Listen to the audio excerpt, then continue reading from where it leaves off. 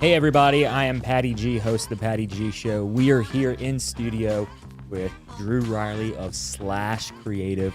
We're going to be talking a little bit about creativity, about branding in general, and being able to do something really unique that kind of takes a little different spin on what people are able to see versus what you're able to put out there, and make sure that what you're selling as a company, as a brand, really comes across and is really unique in what you're delivering.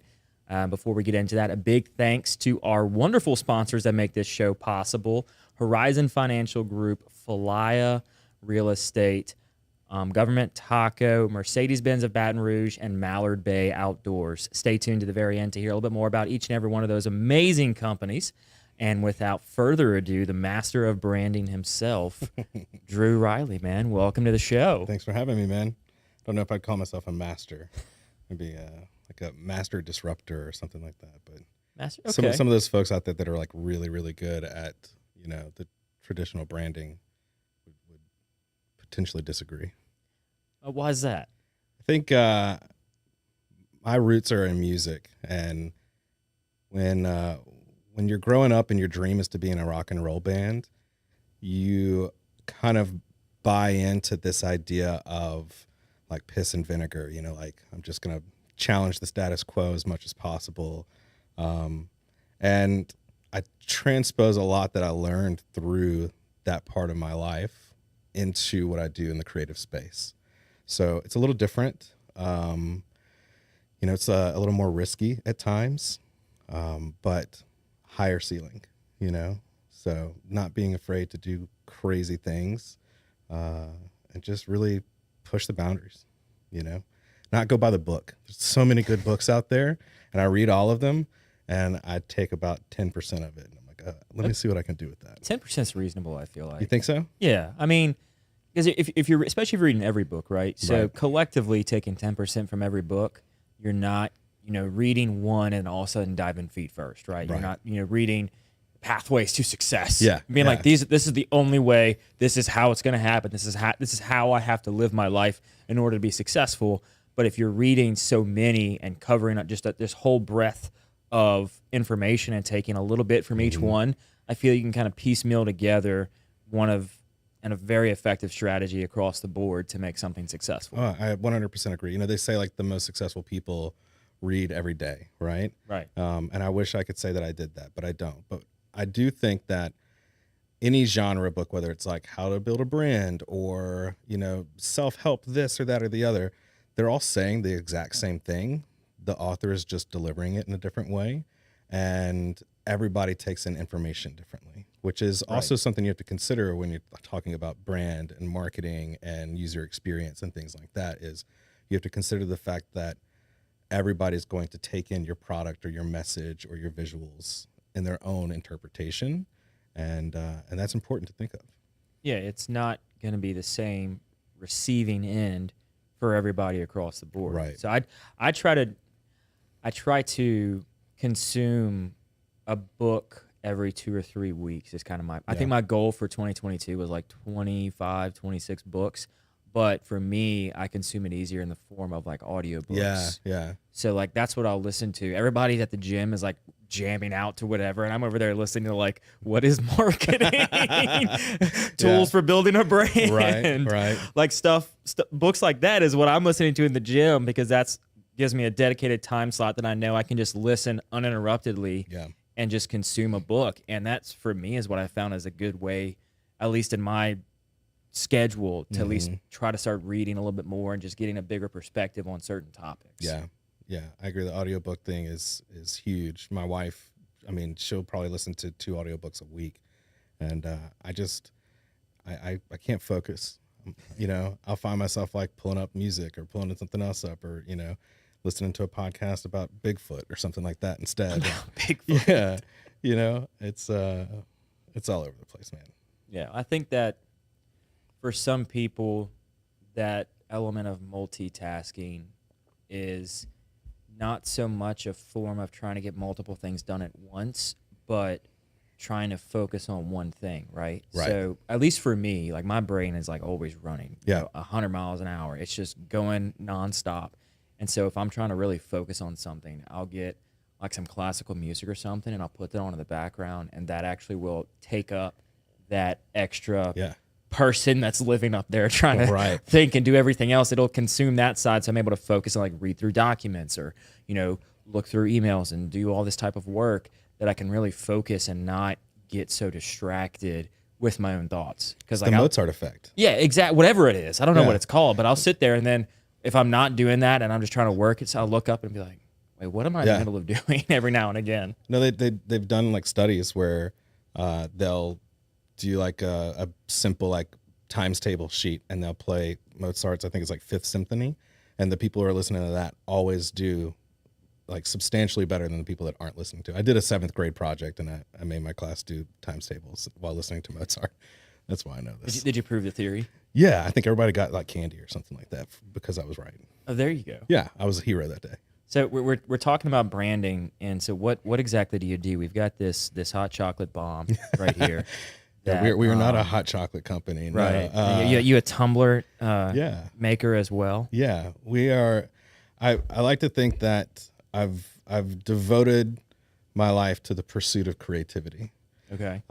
and have challenged myself to figure out, how to provide for my family through that, but also how to live a fulfilling life through that. So Slash is a branding and design creative agency. We don't do traditional marketing, though we can, brainstorm and think of like all the crazy ideas that we can come up with to do stuff like that. We primarily focus on brand strategy. We design logo, identity suites, things like that. All of your like secondary and tertiary brand imagery, collateral, websites. We do a lot of packaging, a lot of retail and stuff like that too. So stuff like the hot chocolate, the box, and all that, you'll help design through something of this sort for brands. Right. Okay. Right. We'll determine like the system. Like we don't really have a logo, but we've got like a font system and a color palette that we tend to stick to, which is obviously black and white. And so we try to use a lot of those same elements and the things. And what's interesting is you test yourself creatively. How can I use this system of fonts, this color palette, and do as many different types of things as possible? Because I could do super minimal branding, or I could do crazy nuts off the wall stuff like this stuff is, and for it to be successful, it's like a good song. You can hear a country band cover it. You could hear a metal band cover it. You could hear, all different genres of music could cover that song and it'd be cool. That's to me like the sign of a good song. So a good brand system is agile in that way and diverse in that way, but still able to be like hyper focused, Yeah, you can deliver your product, but the way in which you deliver it can be done in a multitude of ways. It's not, you don't limit yourself to just one element. Right. Like you're not limited to just that logo of how you deliver your creative product or your Exactly. products in general. When people see your brand, they don't think of, oh, I have to see it in that form of that logo exactly. Right. It's no, when I see a piece of creative work or a product, I'm able to recognize what brand it is based on how it has harnessed itself in bringing to fruition what it is. Exactly. What does it identify as, right? Right. As the brand, what are you? Who are you? What are you trying to portray to your consumers, your end users, whomever? That's a huge piece, what you just said, which is the brand strategy, which is the beginning of our process. Is we start by listening. We try to learn as much about you as possible. We ask questions, and sometimes almost like to the point of being annoying, right? But we may ask the same question in different ways just to see what the different types of answers that we'll get from you would be, to really help shape and mold what that core message is, what your core characteristics of your brand should be. Because a lot of people feel like, I know what we're supposed to be, but when you ask these questions and you show them the research and you document it, it surprises them.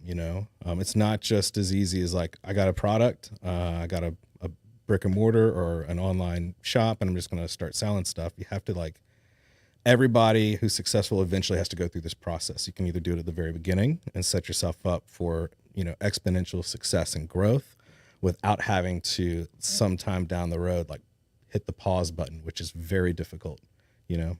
Oh, especially if you're growing. Like Right. if once you gain a certain level of traction Mm-hmm. and all of a sudden you have to hit a pause and say, wait, we got to go through rebranding. Yeah. It almost begs the question as what happened throughout your company's life cycle that has caused this rebranding? Right. You know, was it not diligent upfront research or diligent upfront brainstorming with your crew, with your team, with whomever, the founders, whomever, to determine what we are as a brand and how we identify as our company as a whole? And then if that is the case, then it kind of, begs the question as to the operational structure of things. Right. All right, so you're going through the rebranding. What sparked it now? Like, why now? It could be a good Are you problem. doing? And it could be, well, we've gotten to the point where we realized we've gotten the question time and time again. So what exactly do you do? Exactly. Who exactly are you? Right. Oh, I think I've seen you. Your company looks familiar. Where might I have seen you? Right. Or when you did it initially, you could have just been so busy with an inflow. You could have been one of those companies that overnight they just all of a sudden had all this traction and boom. They don't have time to develop a brand, a Right. strategy. They just have to tend to the customer because it's just like a fire hose coming Yeah. at them. Yeah. I mean, a lot of people, when they're starting a business, they don't build that into a budget, you know? And we work with new businesses that have been around forever, you know, small, medium, large, whatever. Budgets can fluctuate. You know, it always depends on the footprint in which what you create and the impact in which what you create will have on the company. But yeah, it's, you know, I don't really fault anybody necessarily for not thinking of that or not prioritizing that when they start their business. I just know that at every point in every business's, you know, history, or life cycle or whatever you want to call it, they're going to have to go through that process. You know, you can only go so far without enough information about yourself, because if you don't really know how to talk about yourself or what you stand for as you're growing, as you're onboarding new people, or as you're trying to communicate to a larger demographic, if that's not all cohesive, then you're going to be wasting a ton of marketing dollars. Oh, for sure. And especially if there's maybe some mixed messages along the way, where some members on your team think the company is X, but in reality it's Y, and there's not that, solidified front, that people then start questioning, well, wait, when I was talking with your rep the other day, they were telling me X, this about your company, but now I'm talking with you, and then you got to, hang on, let's reestablish ourselves. This is, boom, boom, boom. It can become a hassle almost. Yeah. Now, here's like the cool part about Slash. The rock and roll side of me says none of this matters. Right? You just do it. Yeah. So I have this guy on our team, Hunter, and Hunter's a brand strategist, and he's this brilliant kid, super analytical mind, and he challenges everything he challenged when he first came on board as like an intern from LSU. He challenged every creative decision that I made, and I was over it. Like, no, dude, just like let me make cool stuff. And he's like, but why did you choose that font? Why did you choose this color? Why are you rounding the corners on this? And I could tell him, some of that is just like designer's intuition, which is something that you just gain with experience. But some of it's like, well, this is a masculine brand and it's supposed to be edgy, but still somewhat approachable. So I'm starting with a font that is a very clean font. It doesn't have any serifs or any like ornamental stuff. And I'm just going to go in and I'm going to slightly round every single corner, because when it's just slightly rounded, subconsciously, it's more easy to approach that brand versus it being like very, very like edgy, which is appropriate for some brands, right? Right. When it's like that, it has this different connotation of being edgy, being like more aggressive and things like that. So when I told him that, he was like, well, why aren't you telling people this? I'm like, I don't know. But through him challenging and asking questions, we built this entire new process, this entire new deliverable. And at the same time, like I said, there's still that part of me that's like, there are no rules. None of that matters. Just do it. You just do it. So I think what's great about what we do is we play both sides and we try to meet in the middle of something like good branding. Sage Haviv is one of the most brilliant branding minds right now in the country, I believe. And he says that good branding has to be simple, memorable, and distinguishable. And as long as we're checking those boxes off, and when we build the brand strategy, we can objectively say that these design decisions are checking these boxes off, then everything else that happens can be designer's intuition or subjective, or, hey, let's like swing for the fences and see, let's try some crazy stuff if it's appropriate for the brand, right? It still has to be appropriate. We've got a couple of law firm clients. Law firms aren't going to, take the big risk of doing something super wild. So why not? That's a good question. So like when you look at, so I'm a CPA by day, right? Mm-hmm. And so when you look at accounting firms and you look at law firms, Right. we are very traditionally simplistic. Yeah. And not flashy, over the top. Our branding is very, Times New Roman font size 12. Right. Like that's our go-to Yeah. for our brand, our company, our logo. Like that's what it is. Everything's navy. Right. Yeah. Right. It's navy, red, white. That's what it is. Our traditional our color schemes and our basic fonts. Maybe we go crazy and bold one of the lines. Right. Or maybe italicize it. Maybe It's a little wild. Get wild out there. Yeah. But that's it. Why is it that these particular? I mean, I get why we have to be all professional and all that stuff. But from a branding perspective, I mean, why couldn't an accounting firm or a law firm just go buck wild? I think you with absolutely branding? could, and I think it's really as simple as risk. When a brand or when a business like an accounting firm or a law firm, the success of their business is directly correlated to results, Right. right? And in doing so, even the way that they think analytically, any decision that they make from a brand or marketing standpoint has to be backed by results, right? So if you're going to spend money and you're an accounting firm on marketing, you're going to spend it with the people that can guarantee you a 10% ROI on that, right? Yeah. Versus the guys who are like, I can't guarantee you anything. It could be 0, but it could also be 1,000. Yeah. Right? It could go from 0 to 1,000 overnight. Yeah.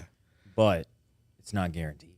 But so that's just not a risk that the results-oriented company is typically willing to take. I have a few clients that have, right? Because they've it's all about trust. But to me, So, and not to cut you off, how did that turn out for them? Or is it still Incredible. too early in the phase? it's incredible. Really? Yeah. Okay. And I'll talk about that after this. Yeah. So to me, though, there's a second type of risk, which is playing it safe, right? 10% interest, right? You want to gain 10% growth on your investment, like dump everything into Vanguard 500 and just ride it out. You know what I mean? Yeah. Over time, your money will gain 10%. And you'll make money. You know what I mean? And then there's the people that are going to invest in Dogecoin or AMC or something like that, and they might make $1 billion. Dude, I hit Doge pretty well. Yeah, me too, man. That's what I'm talking about. What's up? But at the same time, you have to be able to calculate that. We have two law firm clients that we've done branding and stuff for. One comes from an old school background, 75 attorneys, 3 different locations across the state, like pedigree, right? When you have that tradition of what that branding looks like you talked about, and you're very results driven, you can't expect that brand to be willing to go completely outside of the box, right? Their brand is walking.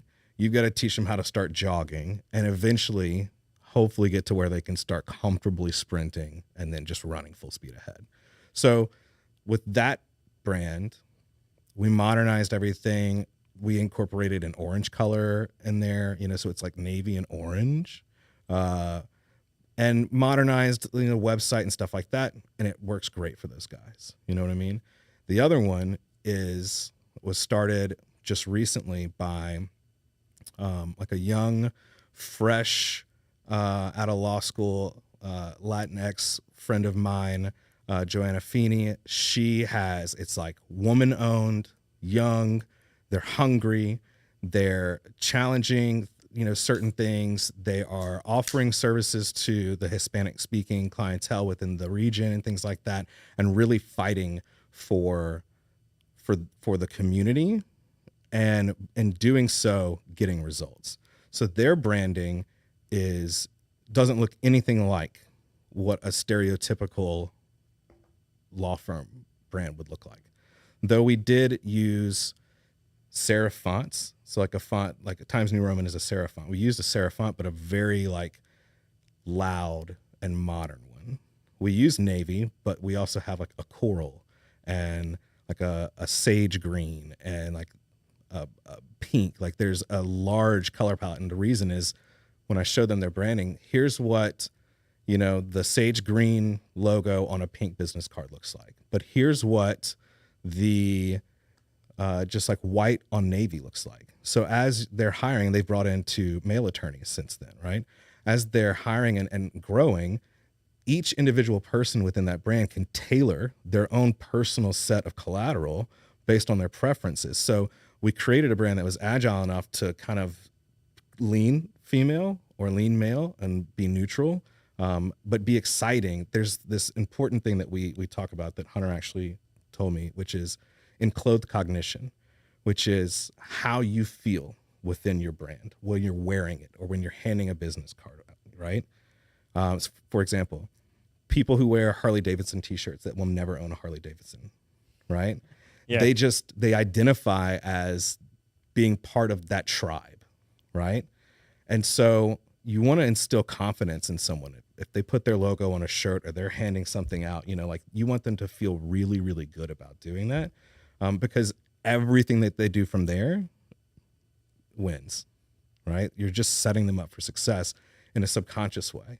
Like the good design should be a given. If you're hiring a design firm, you should be getting good design, right? It's just the experience that's the differentiator. So for us, our brand, the simplicity is we're small. There's 5 of us. We're not a full service agency. If you're gonna, if you are interested in working with us, you're talking to every single one of us throughout the entire process. Our branding's black and white. You know what I mean? We don't really have a logo. We have an idea, and we just stick within that kind of idea. And the memorable piece is because of that, we can do crazy things like this that, right. You will remember that kind of thing. And then distinguishable is amongst the rest of the agencies. Baton Rouge has a ton of creative agencies. They really do. And it's kind of nuts, to be honest with you, how many, and they're all good. They all do good work. There's more than enough work to go around. You know what I mean? To me, it's never about competition, but I think the differentiator is you just get a different type of experience when you work with us. And you should. If you go work with any of the other guys, you should get a different experience working with all of them versus like the experience that you get from someone that you would feel like when you read one of those books that I talked about, right? It's the same jargon, the same bloated this, that, and the other. We're saying all the key words in this, and it's like, well, there's a process and there should be processes. The processes can arguably be the death of creativity. There still has to be, but it's just like there are agencies that exist that you wouldn't be able to tell the difference of the experience of working with them. And so is that between the products delivered or just the whole creative process that they undergo? I think both. Okay. Yeah. So within y'all's creative firm, you help the brands create an identity. Mm-hmm. But from there, are there any tangible products that y'all produce? Yeah. I know you said you're not a full service firm. So Right. what are the type of products that y'all produce for your clients? So like one of the things we don't do is like SEO. We don't do like social media management. We don't do like marketing calendars and things like that. And the reality is it's because we're not good at those things. Like we could grow and bring people in that could do that, or we could find one of the other 40 agencies in town that specialize in that and do that really, really well and be like, hey, bring these guys in because it'll take me 5 years to get to the point where they're at right now. And in 5 years, they're going to be that much better, right? I'd rather set up, if we start working with a brand, I feel extremely vested in their success. And I want them to work with the best. And if I'm not the best, then like, hey, agency partners, come on in. You know, the guys who did the government taco branding, right? Tommy and Eric at Echo Tango. Yeah. We work with those guys all the time. We have shared Slash channels. You know, we're sending each other dumb memes and stuff like that every day. And it's great. We have an incredible relationship with those guys. But as far as like, we build the package, what else do we do? I mean, you have your things like business cards, collateral, sales collateral, brochures, folders. I want to make sure that we do all of that. We also are a whole, there it is. This Door slam number 1. Door slam number 1. That's for your end of the year compilation. Or put your little graphic up. Graphic goes here. Okay. I don't think Jacob was ready for the graphic. so for those that are listening or watching, we had a little pre-conversation before we got started with the show, and it was about the door slamming here in the studio in the Fly Focus studio, and how that interrupts the show every now and again. And so we had a conversation about not having, you know, a drinking game per se about it, but like, hey, if we hear 5 door slams, you get X, Y, and Z. Yeah. So that's where the door slam. I'm down to do a drinking game with it. I'll be able to drive home still. That's right. Yeah. Well, we'll do a hot chocolate drinking game. Yeah, in the middle of May in southern Louisiana, right? So it's a winter game only. Yeah. No, but we try to make sure that we're setting up our clients for success. We don't just deliver like a Dropbox folder of logo files, because like how often there's someone like, hey, I need a logo for this thing. I mean, especially like with what you do with the show and things like that, right? You have sponsors and stuff like that, and like, hey, I need a logo, I need a logo, I need a logo. And most people have no idea the difference between a PNG, an AI, a PDF, an EPS. AI got me this week. Yeah. Was it somebody sent me an AI and it would not take it on like Canva? Yeah, well, it won't. So, there's like one program that will open that. Wait, was it you? It might have been. It was you. Yeah. Because it was on your Dropbox. So I downloaded it. It was the AI. Yeah. So I then had to put it on my phone to then convert it to a PNG. Or no, I put it on my computer, saved it as a PNG, and then re-uploaded it. Whatever. On me. But anyways, yes. Every week I need a logo, I need a headshot. And then when new brands come on for sponsorships, I need logos, I need informational. I need to sit with you and learn about your process, so then I can communicate that on the show. So it's like there's two sides of traction there. Like one for you trying to collect something, also trying to collect something that's high enough resolution that you're cool with putting it on your stream graphics and stuff like that, right? Yeah, that it works. You know, like if you're looking here, if you're looking at the show, it's probably about right here is like the government taco logo, right? And then on this side of the TV is like my logo. It's like we got to have high enough resolution that it works. Exactly. I mean, I can't tell you how many times I've asked somebody for their logo and they send me a PowerPoint. Like that's a PowerPoint. Like, oh, but the logo's in there. All right, look, I started that way. Yeah, and everybody does. In high school, I used PowerPoint, and that was how I designed logos and whatnot. Yeah, everybody does, man. But you know, we deliver essentially like a web link with all of your files that are downloadable. It explains like these files are used for this and this is used for this, and then that strategy document, all of that is in there. So it's kind of like your brand Bible. And as you're growing, if you're bringing new people in, it's just the most effortless way to onboard somebody and say, this is everything. This is who we are, both like, you know, visually and philosophically. And I think that helps a lot. But, you know, as far as like ongoing services, a lot of brands that we work with, whether, you know, especially like retail brands, you know, we probably manage 5 or 6 retail brands, and they're doing a drop once a month.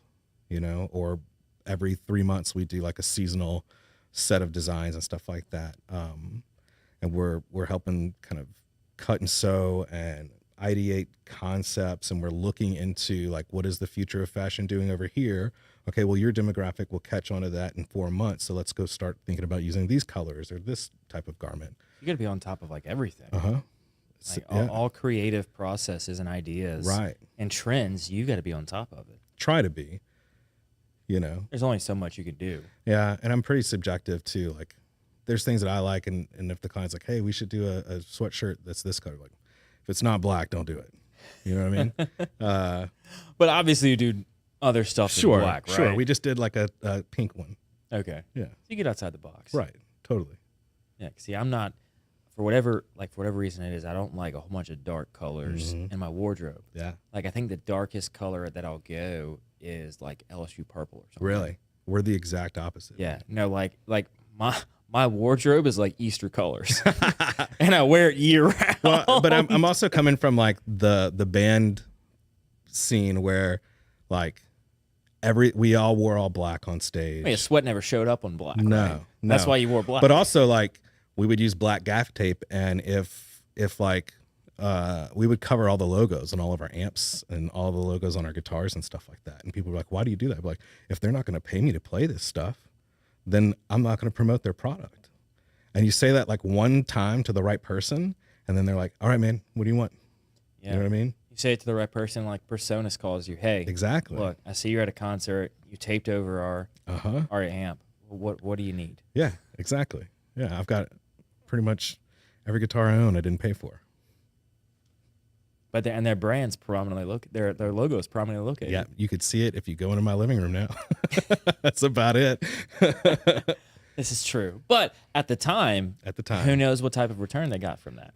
Plenty. Yeah. Millions of dollars. So on that, you were within this band industry. I mean, what was that like? It was wild. I was 22 years old. I dropped out of college when I was 19. I had the tops, free everything to LSU. I dropped out at 19 to be in a rock and roll band. And by the time I was 22, we were signed to Universal Records. We were doing over 250 shows a year for a couple years. And it was exhausting, but the best time of my life, you know. We had albums released in Japan. I've got pictures of our album. The band's name was Merriweather. So we have a picture of like a end cap in Japan of like the Merriweather album next to the Metallica album, right? Which was pretty rad. It was a wild time, you know, when you're that young, you're making really dumb decisions, especially like with money and career and relationships and stuff like that.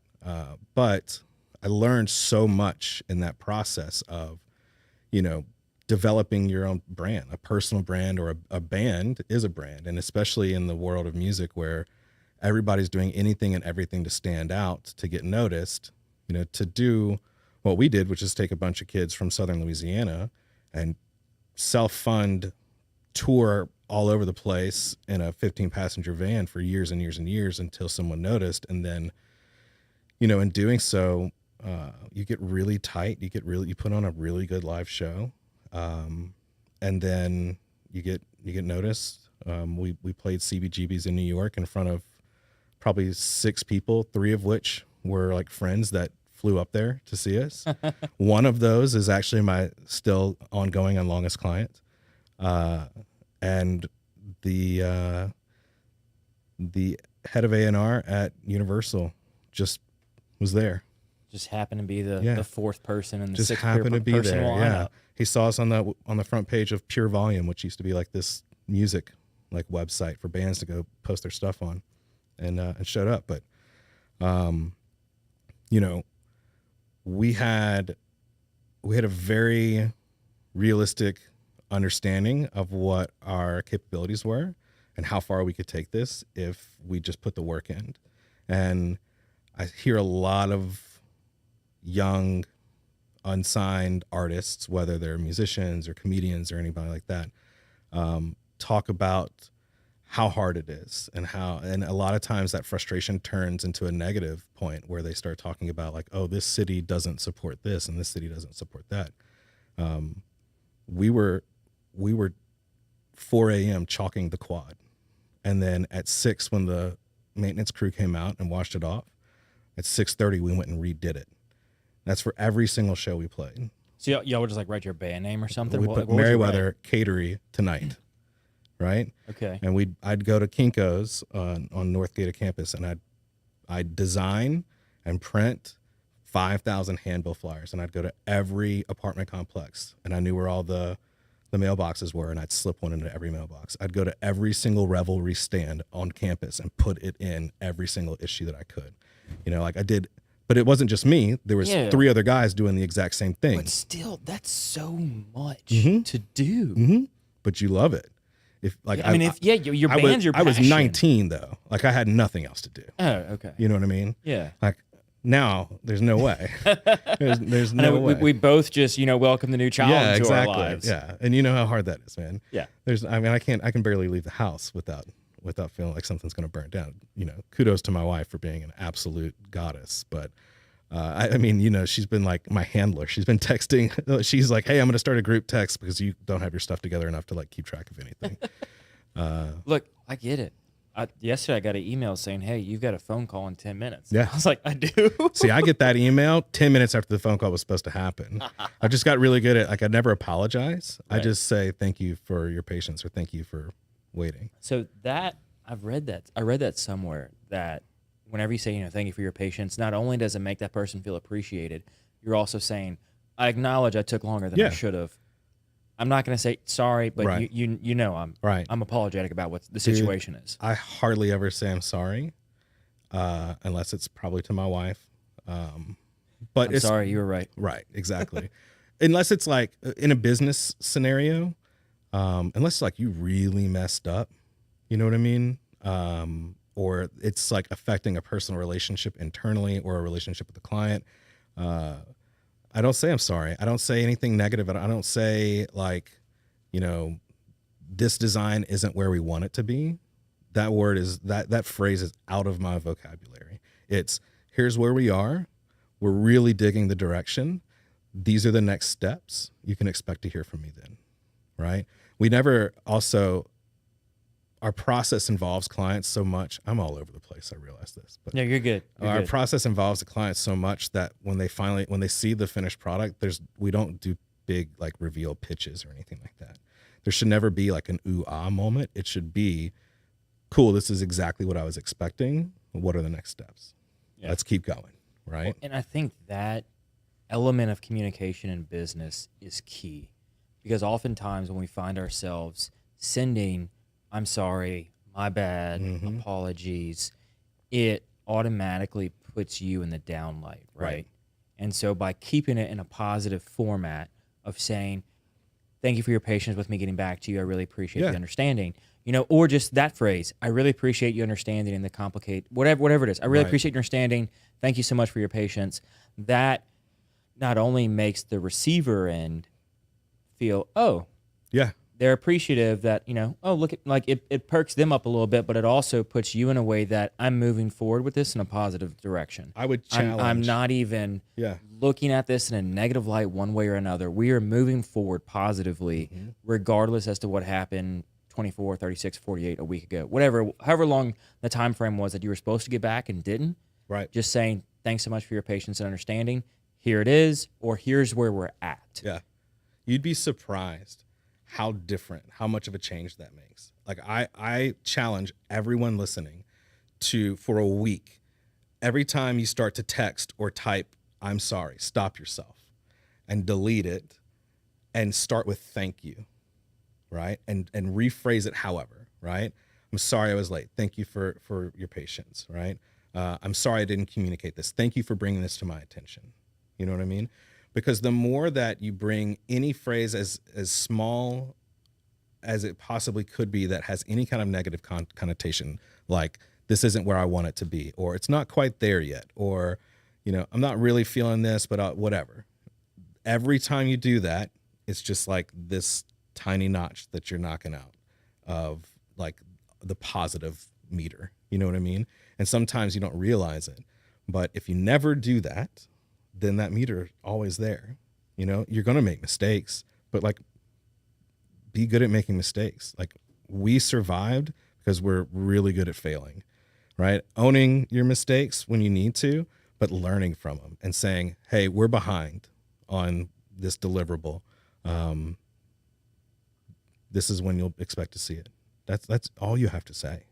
You know what I mean? You don't have to give, my dog died and then my grandmother fell into the dog hole. And because within that, you're searching for something, right? You're searching for this feeling of forgiveness without you even asking it for from the person. You're searching for this feeling of empathy towards a situation, when in reality, while they may feel that, they may feel, oh, I understand, don't worry about it.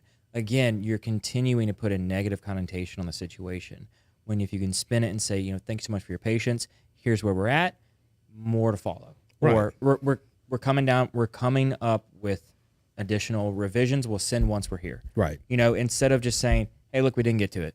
Sorry, this week was busy. It just didn't happen. Yeah. Say, look, thank you for your patience. We've got a lot on our plate. We're moving forward with your design. Here's where we are as of today. More updates to come. Exactly. They say, oh, man, this is great. But also think about how much more powerful when you say I'm sorry becomes. Yeah. Right? Then they know, oh, they really messed up. Because if that's what you lead, like every email with, oh, dude, I'm late to 50% of my Zoom calls, my meetings, my phone calls. I've got 2 businesses, a newborn child, and extreme ADHD, and I'm still trying to be a rock and roll star. You know what I mean? So if every time that I was 5 minutes late for a call, I said, I'm sorry, eventually it's not going to mean anything anymore. It's just a habit. Yeah. And then I become that guy, right? Versus I own it. Like, dudes, my son, apparently growing teeth is the most difficult thing that any human being ever goes through, because not only is it keeping him up, but it's keeping me up and it's keeping my wife up, and we're angry and we're tired and we're exhausted. And I'm just trying to take like a shower, and I saw a window where I could take like a 5-minute shower. And it was at the very beginning of when this call was supposed to start. So I appreciate you guys letting me like just cleanse the earth of my body and the odor that was coming off of me. What did I miss? Blah, blah, blah, blah, blah. You know what I mean? Yeah. Please catch up to speed. Yeah. And we'll keep moving forward. Yeah. Own it, But that's not to say that you're inconsiderate of people's time. No, of course not. And that's the other side of this. When you do become the late guy. Yeah. It gets almost to the point where some people are looking at you saying, oh my gosh, Drew's just a late man. Right. He don't ever expect him to be on time. And some people with a negative energy always built up that I'm sorry, my bad, thanks, apologies. Right. It starts to get this negative mindset where they're saying, oh, Drew, don't call him. He's always late. He's the guy who's late. Nobody really knows why. Right. But if you say, thanks for your understanding, we got a situation going on at the house. It's handled. Yeah. I'm here, focused. Let's move forward. I mean, anytime I can, I try to be early. I read this bit about how Barack Obama was always, no matter what, was like 15 minutes early for everything. Someone was like, why? He's like, because if you're always early, you're never late. And I took that and I was like, okay, how can I use that? You know what I mean? And it's like, even today, I got here, 30 minutes early? You did. And it was because I knew that if I didn't get here 30 minutes early, I was going to be here 5 minutes late. You know what I mean? Yeah. So I just use it, man. I own the chaos that is, my life, but I love my life. And I try my best to like work and build these processes and these flows around that work for me.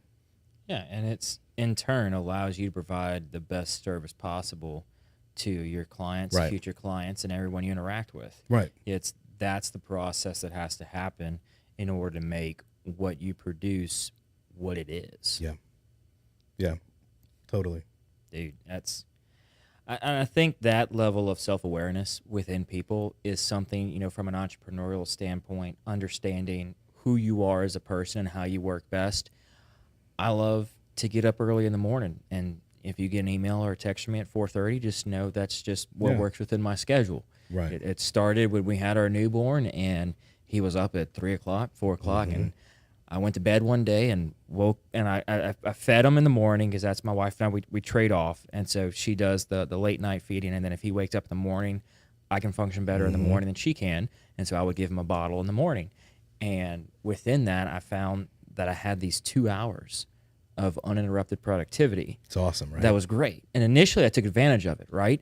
And after a while I said, you know what, I'm just going to try. Like one morning I woke up, I was like, oh, I'm just so tired. Yeah. And I went back to sleep for the 30, 45 minutes or an hour that I had extra.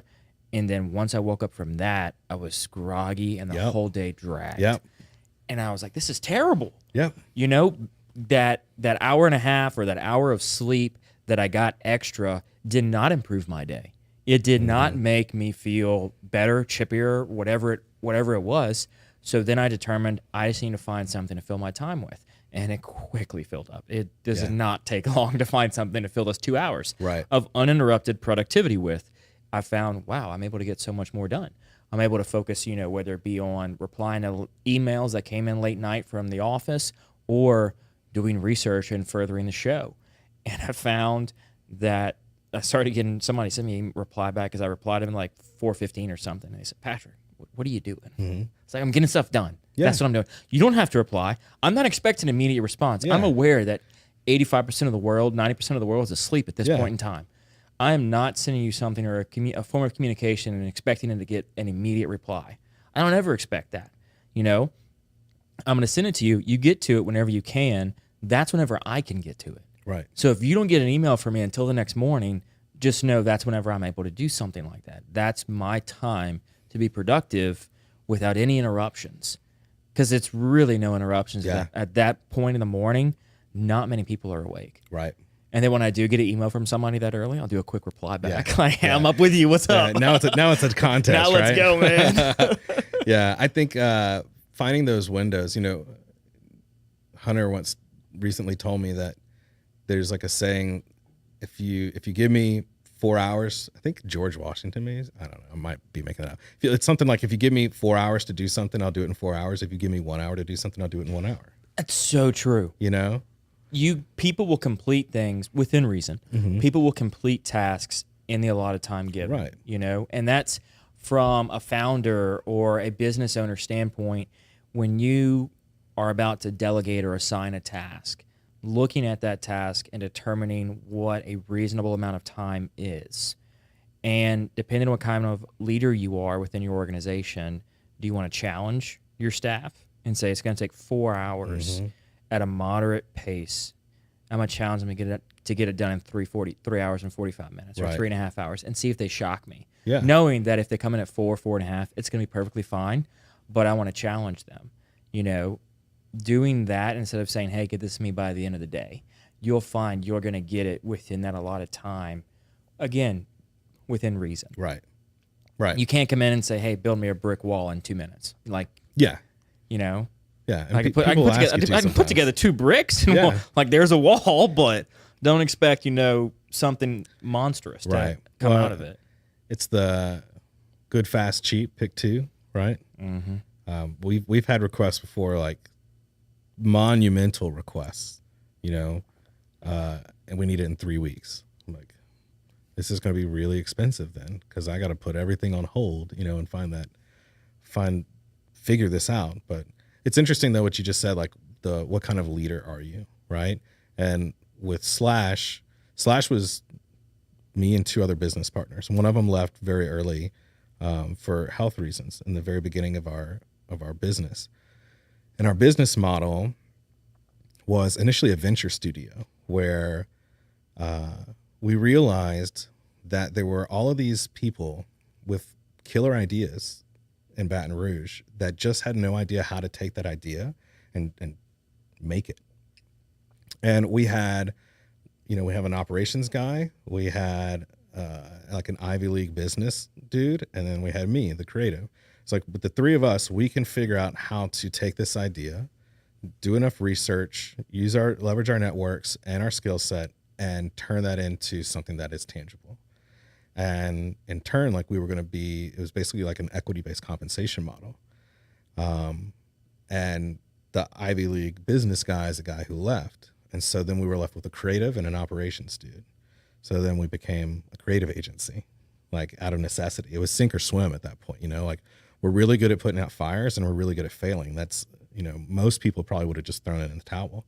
And for us, we were like, F it, let's see what we can do. Like it's us against the world at this point. But it was still just the 2 of us.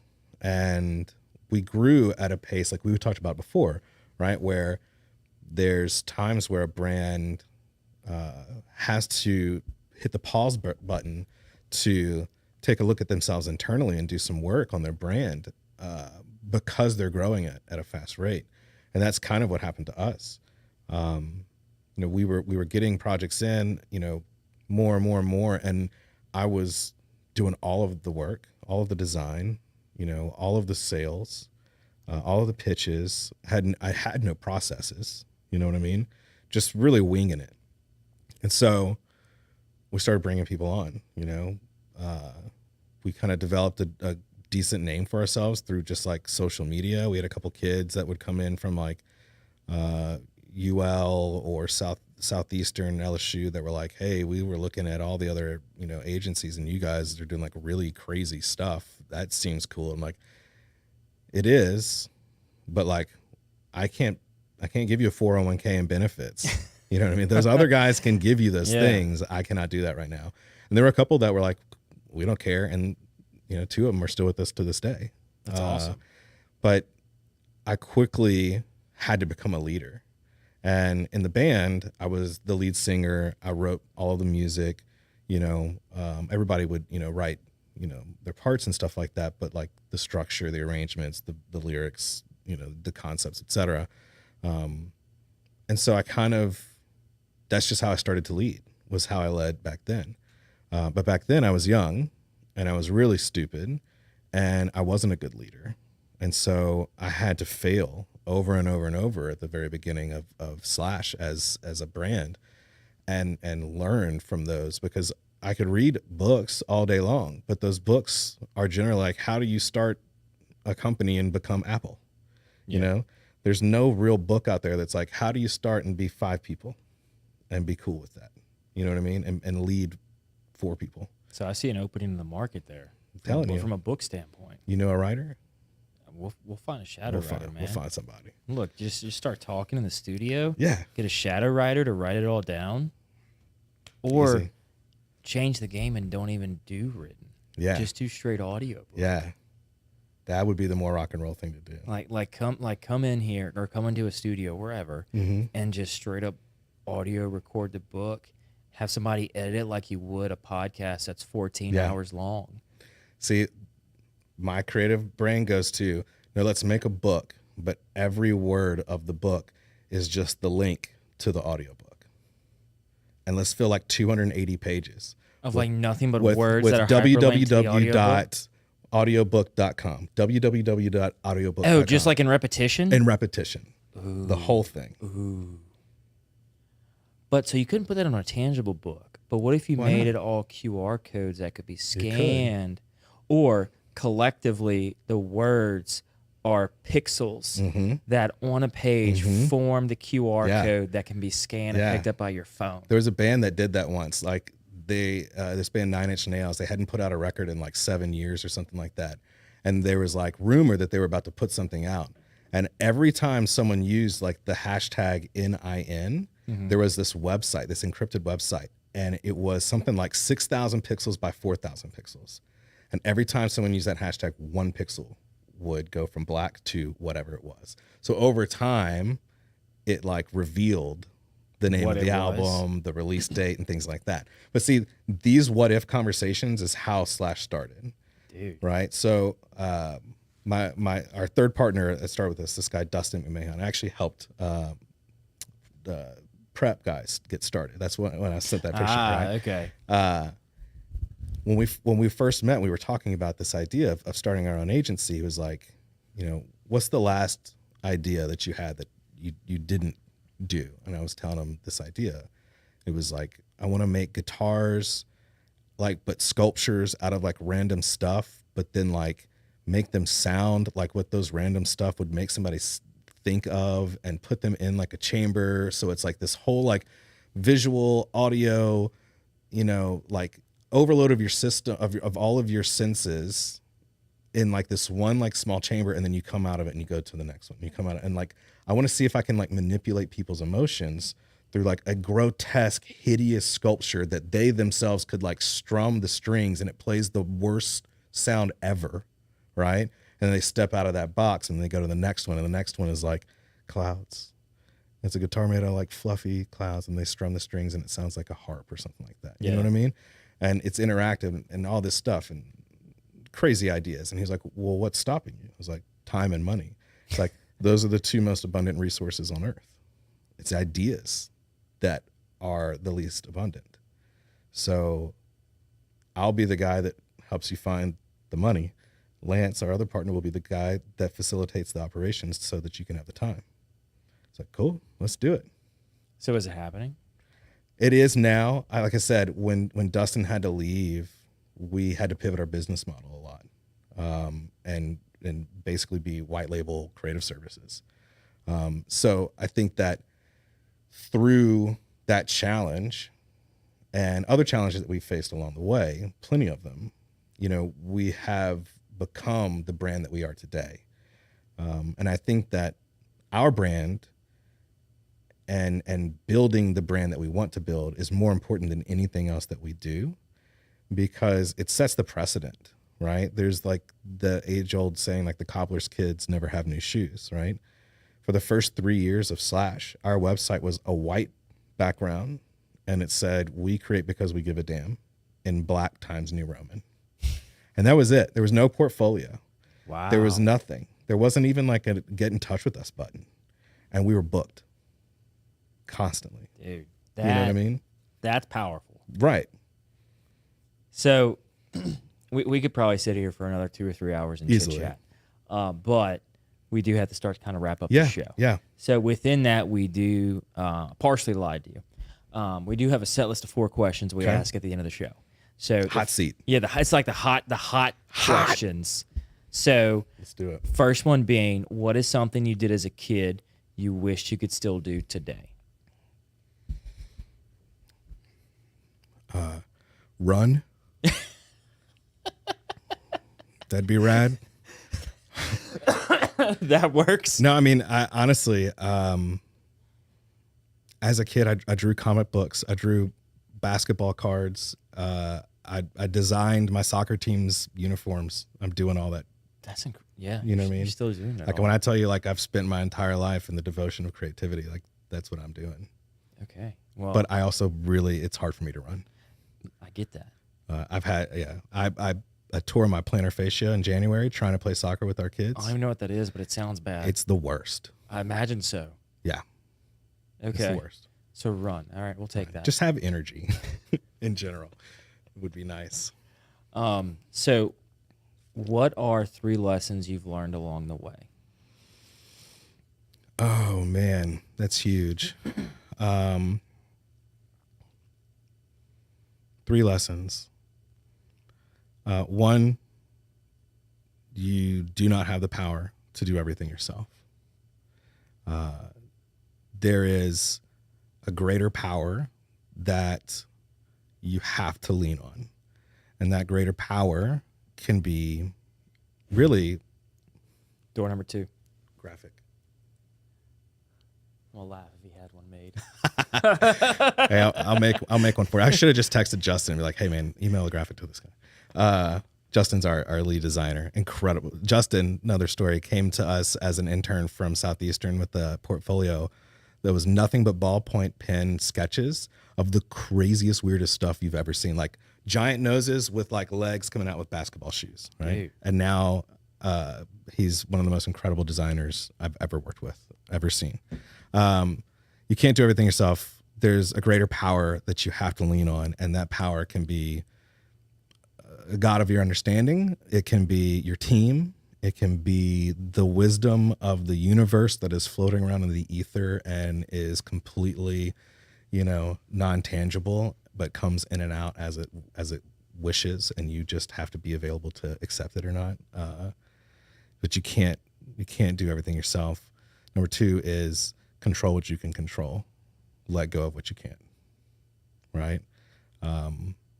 That was a huge thing for me to overcome as I learned how to become a better leader, but just a better person, And I think the last one is like, just stay true to yourself, to your gut. There's so many times in my career, whether it's my music career or this career, where someone has suggested that I do something or asked that I do something that I just didn't really believe in, and I did it anyways because I'm a people pleaser.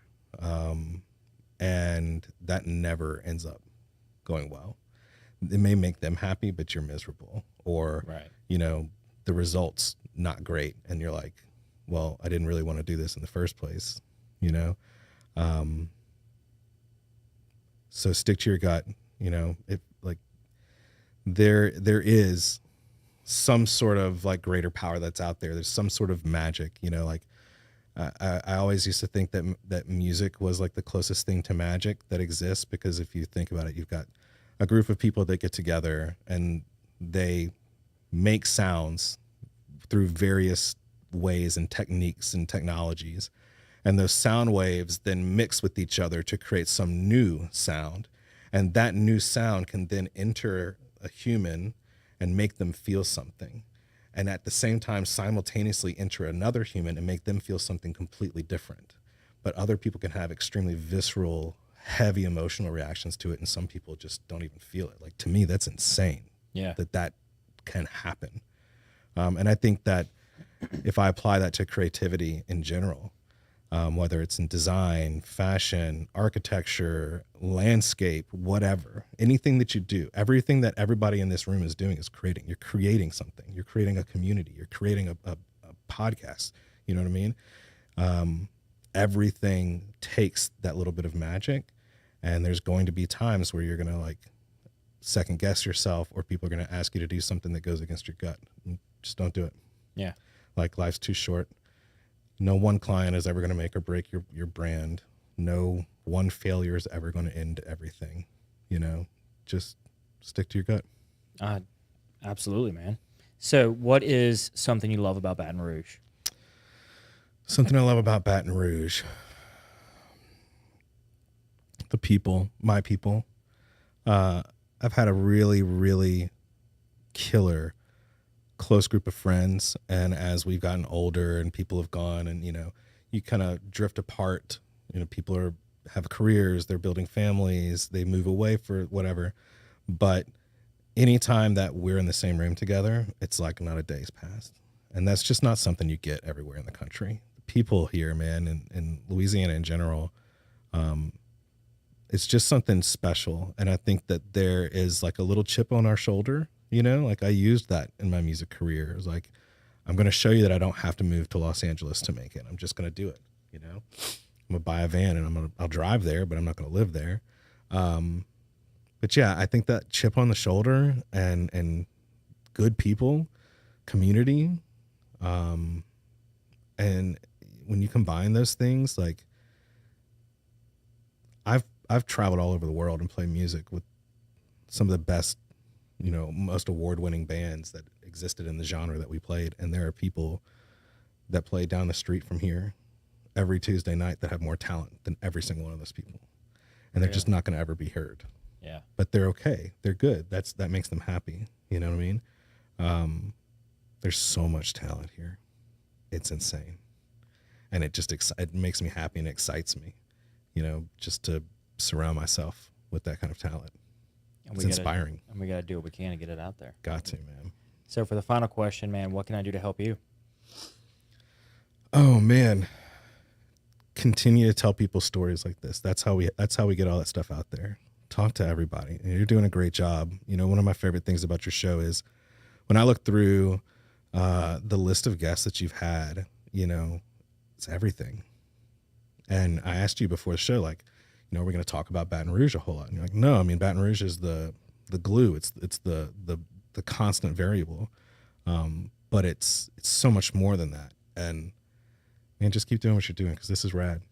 Well, thanks, dude. I love it. We're coming up on 3 years of this show. That's amazing. And it's been a blast, dude. We've had 120 plus people we've sat down with and heard their stories. You know, I think your episode like 118 or 117, Nice. something like that. And so just to hear that continuously, like you said, it's always a different story with the person that sits across from me. It's never the same story, at least not told in the same way. And so having those unique individual stories shared is like the least that I can do, at least to do what we can to grow this community. Right. You know, and getting people's words, people's businesses, people's ideas out there. So long as it impacts one person, I'm cool with it. That's it, man. Like, that's it. That's it. And it doesn't even have to be a major impact, you know? Just have one person rethink a situation. If Or one have person stops saying sorry, yes, then we won. that's right. We won. Jacob, be our one person. You already won. All right, man. Well, thank you so much for coming on the show. I appreciate your time. Appreciate you, brother. I Thank you for having appreciate me. you, us working through this initially. Whenever we started the conversation, neither of us had +1 children than we have now. Yep. So I'm glad we stuck it together and made it happen. Thank you for your patience. Look at that. Boom. Look at that, y'all. That's what you're going to learn from the show. That's it, guys. I'm Patty G, host of the Patty G Show, here with Drew Reilley of Slash. If y'all need any creative work or maybe you want to rethink your brand, give them a check out. And also give a big thanks to our wonderful sponsors with a message right now. Sell your home for a $399 flat fee with Falaya. No, seriously. Falaya will list your home on the MLS and help you get all the way to the closing table for as little as a $399 flat fee. Our online platform is insanely easy to use and will save you thousands. If you're thinking about selling your home in 2022 and want to keep more of your hard-earned equity in your pocket, you need to check out Falaya. Falaya, real estate reimagined. Thank y'all so very much for listening to this episode of the Patty G Show, brought to you by Government Taco. They're located on the corner of Government Street and Jefferson Highway. Jay is always slinging up a new taco of the month, so if you're a frequenter to Government Taco, let us know in the comments what you thought about this month's taco of the month. If you're not a frequenter, maybe trying out this month's taco might just convert you. Big thanks over to them at Government Taco for making the Patty G Show possible. Thank you so very much to Mallard Bay Outdoors, the Airbnb for the outdoor sportsman. If you're looking to book a hunt or a fishing trip, this is the platform to use. They are a past guest of the Patty G Show. We got to learn all about what they're doing from the ground up. They are really revolutionizing the booking process for hunts and fish all across the country. For your next hunting or fishing experience, or maybe your corporate retreat, you're looking for something to do for your employees, book a hunt or a fishing trip with Mallard Bay Outdoors, and they will take care of you every step of the way, from organizing it with the guides and the captains to making sure you can take care of them at the end of the trip. Mallard Bay Outdoors, a proud sponsor of the Patty G Show. At Horizon Financial Group, we enjoy helping others achieve greater confidence, clarity, and direction in their lives. We realize everyone's path to financial success is unique. Sometimes you just need a friendly guide along the way. Whether it's customized financial planning, individual wealth management, or servicing your company's retirement plan, we've got the team with the experience to help you reach your goals. Horizon Financial Group, helping you provide, protect, and prosper for those counting on you. Visit us at horizonfg.com. Cetera Advisors LLC, member FINRA SIPC. Cetera is a separate entity. Thank you to Mercedes-Benz of Baton Rouge for making this show possible. Nick Pintus is a past guest. We love having him on. Listening to him talk about the culture they have over at Mercedes-Benz of Baton Rouge is really an incredible thing to hear. How they treat not only their employees, but every customer that walks through the door. You are more than just a number to them. They're going to give you that white glove concierge service every step of the way. They're going to make you feel like family and take what can be a stressful time in people's life, shopping for a car. They're going to make it so enjoyable and so pleasurable. You're going to want to go back there time and time again for every new vehicle. Thank you so very much for Mercedes-Benz of making this show possible.